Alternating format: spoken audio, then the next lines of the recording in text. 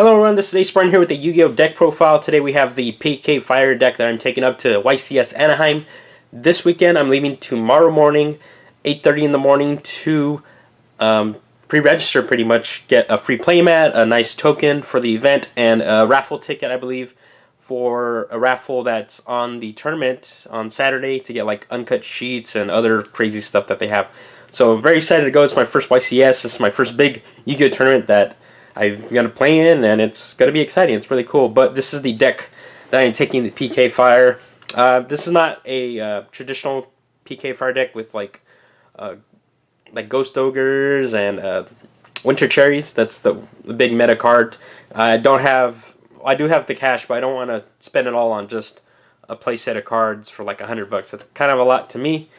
But yeah, let's get into the deck profile. So this kind of, I guess, somewhat a budget version of the deck. There's no desires in it either, but there's some expensive cards. So hopefully this helps you little guideline of somewhat standard budget PK Fire deck. So let's start off with Tour Guide. Special summon a level 3 Fiend from your deck. It's at 1 for a reason, and we're playing 1 because we have to. Next we have the Terror Top and Takken Taborg little combo here. This is pretty much a tour guide, pretty much. It pretty much replaced the 2 other tour guides. So we got those 4 there. Very good. The Phantom Knights of Ragged Gloves. This is really good. Effect, if it gets used as with the synchro summon, the monster gets 1,000 attack, which does help with Break Sword becoming a 3,000, and with Dark Rebellion becoming really dumb as well. And also in its graveyard effect, you can banish it to send a Phantom Knight card from the deck to the graveyard. So it could set up more plays to search out, or pretty much search out a Phantom, a Fogblade, or any of the other Phantom Knight monsters. So one of those. 2 Phantom Knight of Ancient Cloak. Its first effect isn't used that much. You could, when it's on the field, you could target a dark monster, put it in defense mode, and it gives them 800 attack and defense until the end of turn. But that one's whatever. If it's in the graveyard, though, it is you could banish it to search for a Phantom Knight monster, which you mainly grab gloves for the next turn, or the next card here, which is the boots. We only run 2 of these. Next, we got 3 Phantom Knights of Silent Boots. If you control a Phantom Knight monster, you can special summon this from your hand, which is really strong. That's why you run the 3 of. Then if it's in the graveyard, you can banish it to look for a Phantom Knight Spell or Trap card in your deck. So pretty much Fogblade is the only target in this one. So yeah, run 3 of those. This is pretty much the standard Phantom Knight setup. It's 1 gloves, 2 cloaks, 3 boots. So alright, next we're getting to the Burning Abyss monsters. We got 3 Farfa. He banishes when he hits the graveyard for the turn. It's pretty good. 3 Skarm. It's your searcher to look for any Burning Abyss monster you want, or your tour guide there. Then we have Graph to special summon a Burning Abyss from the deck. Sir, special summon a Burning Abyss from the graveyard. Libic, special a Burning Abyss from your hand, and its effects are negated. Very good. Barbar, you can remove 3 Burning Abyss from your graveyard, or you banish them, and he deals 300 damage for each one, so 900 damage. So that pretty much it reaches for game. Calcab, you target a set card, trap or spell, and it bounces back to the hand. Alich is a weaker version of Effect Veiler. And the last one is Rubik, high defense, and I could go into Virgil, and it's just another Burning Abyss target. That pretty decent. Then for just the other random monsters, we have 2 Gamma Seal to deal with problem monsters, which is pretty much ABC Buster and anything that I can't get around, like Chaos Max. If I see any of those, I'm pretty sure they'll pop up, or anything that's untargetable. And 2 Max C, just to stop them from doing their plays, and if they keep going, they're giving me some card draw, so it's always good. And 1 Vanity's Fiend in the main. This stops a lot of decks, obviously a lot of Floodgate decks and things like that, so it's 1 in the main. Then that's it for the monsters. Here's for the spells. 2 Allure Darknesses. I find them to be good, but not great. I used to run 3. I brought it down to 2 to make room for the Gamma Seals.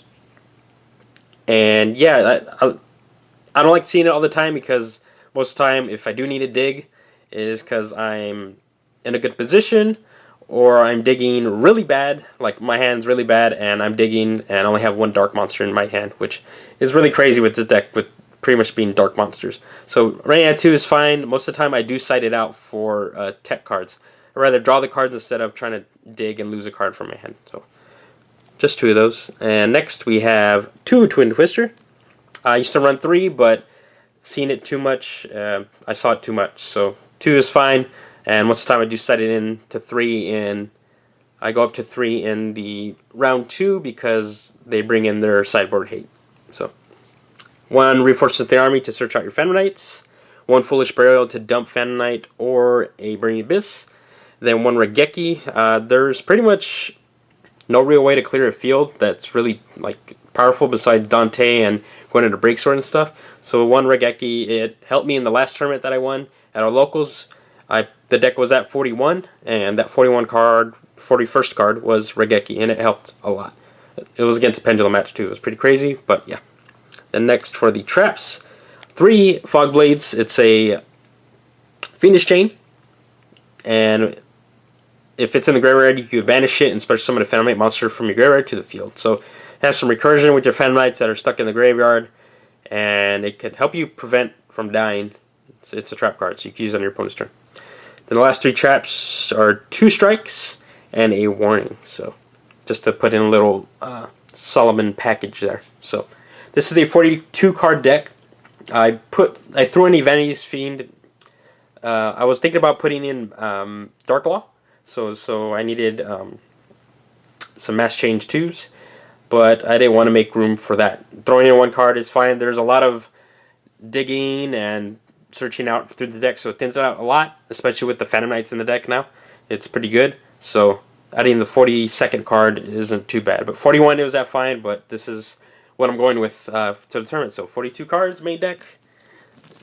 Pretty good. And let's get to that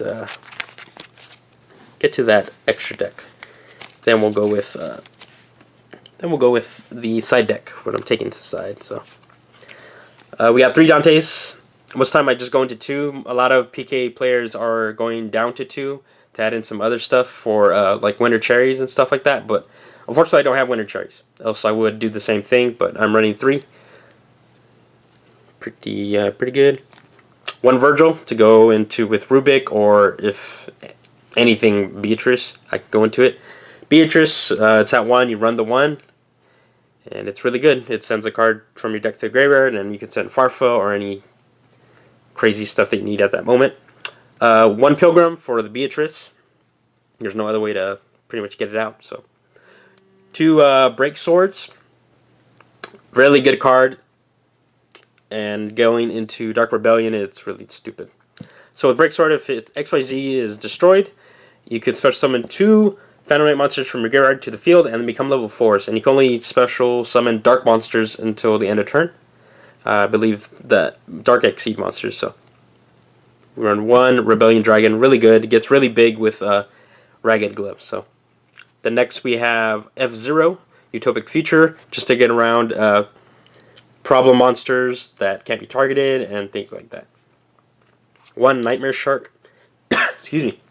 A Nightmare Shark allows you to attack directly. This actually got me a game in a tournament, not this past tournament, the following the tournament before. I was going against Shadal Train, so they had big butts. This deck can't really get over anything giant.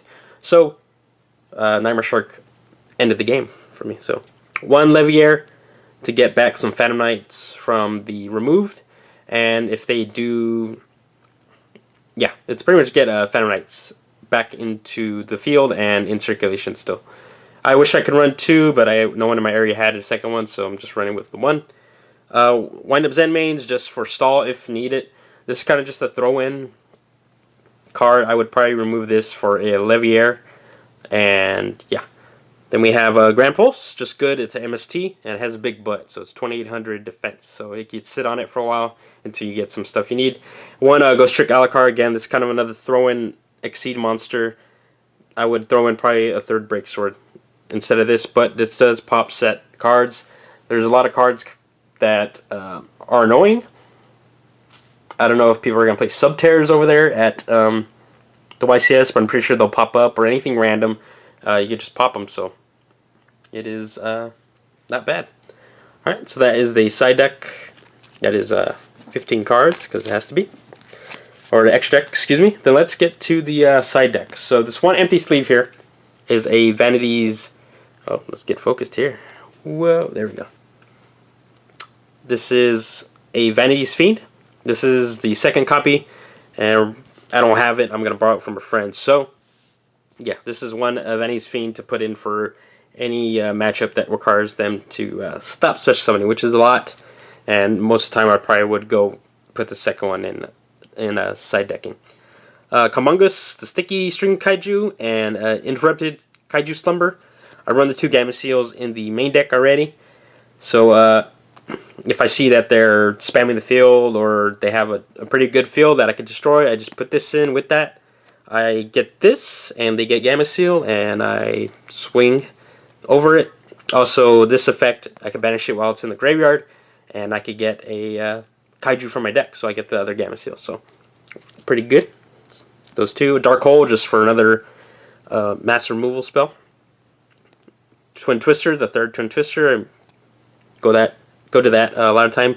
2 System Down for the ABC matchup. That I'm pretty sure a lot of people are going to be playing ABC, so this is going to be going in the deck for sure after siding. So I wish I had 3, but running 2 because we do. Swords of Concealing Light. A lot of problem monsters like Chaos Max and things. I do run the Gamma Seals, but this is just for extra protection against those type of things, just to get them out of the way. And it's not Book of Eclipse where it gives you cards in return, but it is a quick spell, so there's goods and bads to that. Then we have 2 Anti-Spell Fragrances against those Metapho Pendulum decks. This card came in clutch last tournament because I was against Pendulums, and turn 1 I got him opening hand. I passed, and they went and flipped it, and that was pretty much the game because they couldn't do anything. Another Pendulum Hate card, 2 Pendulum Holes to get, if they do Pendulum Summon, boom, they go back into the deck, and if they searched a bunch, then that was all for nothing. So just more Pendulum Hate, because this deck, I've been noticing that it's really hard to get around Pendulums, because if you just run over it, they could just Pendulum Summon again and again and again. So just 2 of those. Then the last 2 cards are Debunk. I did want to play something to negate graveyard effects. I know a lot of ABCs do have graveyard effects. Mirror Match, Burning Abyss, if they're Dante or Beatrice, whatever. Debunk is really good, so it negates the activation of an effect monster that activates in the hand or the graveyard, and removes it from play. So this can help with Dark Lords, which do activate in the hand and stuff like that, or anything in the graveyard. Mermails is a really big one, Blue Eyes, things like that. So yeah, that is the side, and that is the Burning Abyss deck. Like I said, I'm going to YCS Anaheim, and I'll be there dueling. Hopefully, it's my first time experiencing it, so hopefully it works out good. I just don't want to go 0-2. I want to get at least 1 round good. Then after that, I'll be satisfied pretty much. And if I do make it really into top tables or anything like that, cool. If not, it's whatever, because I just want to experience it. It's my first time pretty much hanging around in Anaheim. I've been to like Disneyland like a couple times, but not like out in Anaheim. I haven't been to the convention center before, so that's going to be fun. And I know there's a lot of good food. I believe we're going to go eat Korean barbecue. Never had it in my life. Some boba too, so I am very excited for the trip.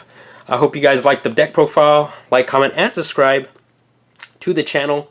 Let me know if you're going to YCS Anaheim and what deck you're going to play. I'm not going to plan a meetup because there's no point. I'm pretty sure I'm not big enough for any meetups like that or anything. But it's really cool if see when you guys duel and stuff like that. So like, comment, subscribe, and I'll see you guys on the next video. Later.